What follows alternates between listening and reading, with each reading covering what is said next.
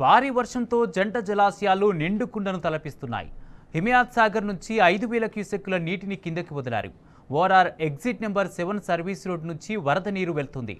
ఆ మార్గంలో రాకపోకలను నిలిపివేశారు. ఆ వైపు ఎవరూ రాకుండా ఉండేందుకు పోలీసులు చర్యలు తీసుకున్నారు.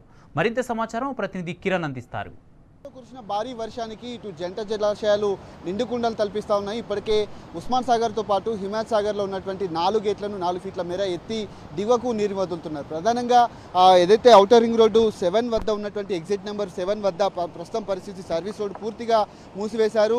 ఆ వరద అంతా కూడా రోడ్లపై పారుతుండడంతో ఇక్కడ ఉన్నటువంటి రాకపోకలను కూడా పూర్తి స్థాయిలో నిలిపివేసినటువంటి పరిస్థితి కనబడుతుంది. హిమాయత్ సాగర్ దాదాపు 4 గేట్లను ఎత్తి 4 ఫీట్ల మేర ఎత్తి దాదాపు 5,000 క్యూసెక్ల నీటిని దిగువకు వదులుతుండడంతో పూర్తి స్థాయి నీటి మట్టంకు చేరుకోవడంతో అధికారులు కూడా అప్రమత్తమై పూర్తిగా గేట్లను కూడా ఎత్తివేసినటువంటి పరిస్థితి మనకు కనిపిస్తుంది. ఇటువైపు వచ్చేటువంటి వాహనాలన్నింటినీ కూడా నిలిపివేశారు. ఔటర్ రింగ్ రోడ్ పైనుంచి మాత్రమే ప్రస్తుతం వాహనాలను అనుమతిస్తూ ఉన్నారు. ఈ సర్వీస్ రోడ్ ఏదైతే ఉందో రాజేందర్ నగర్కు వెళ్ళేటువంటి ప్రాంతం కావడంతో పూర్తిగా వరద ఉధృతి పెరిగింది. గతంలో కూడా 2-3 ప్రమాదాలు జరగడంతో ముందస్తుగానే పోలీసులను కూడా ఏర్పాటు చేసి ఇక్కడ ఉన్నటువంటి వాళ్ళందరినీ కూడా వెనక్కి పంపిస్తున్నటువంటి రోడ్లను కూడా క్లోజ్ చేసినటువంటి పరిస్థితి కనబడుతుంది. పోలీసు అధికారులను కూడా ఏదైతే ప్రధానంగా ఉన్నటువంటి వాళ్ళందరినీ కూడా పంపిస్తున్నటువంటి పరిస్థితి కనబడుతుంది.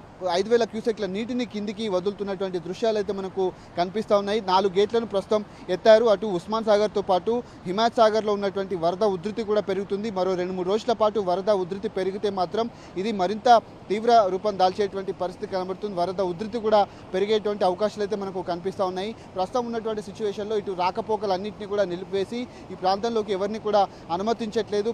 ప్రస్తుతం అయితే ముందుగా అటు పోలీసులు ట్రాఫిక్ పోలీసులతో పాటు రాజేందర్ నగర్ పోలీసులు కూడా గస్తీ కాస్తున్నటువంటి పరిస్థితి అయితే మనకి ఇక్కడ కనిపిస్తుంది.